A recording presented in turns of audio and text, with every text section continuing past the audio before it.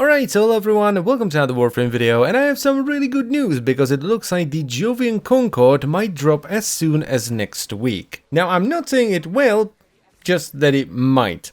Now, you might be asking yourself, well, what is this Jovian Concord you're talking about, you sexy beast? And simply put, the Jovian Concord is a pretty sizable update. It's gonna bring a brand new Warframe, one that you may have already seen on one of the dev streams, the Wisp. It's gonna bring a new Eidolon fight, the Flying Eidolon, and it's gonna bring the Jupiter Gas City Remaster. And I really want to emphasize that the Jupiter/Gas City Remaster isn't just the visuals, it's not just window dressing, it's gonna have different level design as well, with an emphasis, as you can see, on parkour, more environment destruction, ambient enemies, and more mysteries within for people who explore. So that is really cool, and I can't wait to jump in with a codec scanner. But wait, there is more. There's also a new game mode called Disruption, which you also may have seen on a dev stream already. Rebecca was showing it off multiple times, I do believe, and this, I think, is also going to be the center of the actual Jovian Concord, which is going to be a clan event. And just in case you haven't seen Disruption in one of the dev streams, it's kind of like a multi-point mobile defense where you have different points that you can defend all at the same time, and each one of these points that you activate is either going to give you a buff or a debuff. And probably the most interesting thing about this game mode for me personally is that if you decide to go the hard way and you're defending multiple points at the same time rather than just doing one after another, you will supposedly be able to skew the rotation cycle. So instead of being A, B, C and then repeat, you might be able to get more C's in there or something.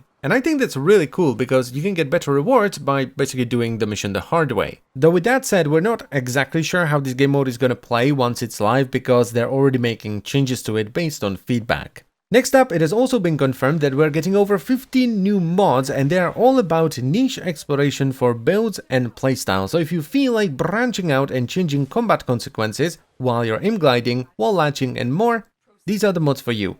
That sounds like my kind of thing. I like weird mods. We also know that we're getting 5 weapons, 3 of them will be brand new and 2 of them will come from the operation, and one of these is probably going to be the Thunder Cannon they showcased with Wisp, which by the way looks awesome. It's kind of like a lightning shotgun that also can be turned into a lightning rifle. And then there are also some cosmetics like Nyx Deluxe, which is pretty cool. And that's still not everything, there is more stuff. So they're changing it so that instead of having 2 separate energy colors, you will have 2 energy colors and 2 emissive colors. Though it does specify that you will get 2 of these color slots with Forma, so you'll probably only have 1 before you Forma whatever item you're trying to color. And if I understand this correctly, and I'm pretty sure I do, one of these is going to change the energy color of your frame, and the other one is going to change the energy color of your ability. So you can, for example, have Chroma that has a red energy color, but still have the ice effect on your abilities. This is super cool for people that like to really customize their frames, and not just for frames like Chroma where you might want to use fire but you like blue energy color, but also for things like Frost where you might like the look of a certain energy color of the frame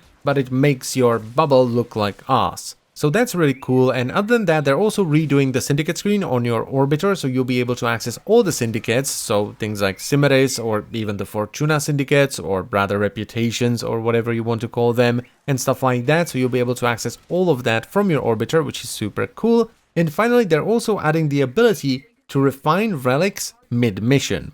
And I do have a full clip of the mid-mission refinement that I will play later on. But for now, I just want to thank you very much for watching. As always, guys, I hope you have enjoyed the video, and I will see you on Monday.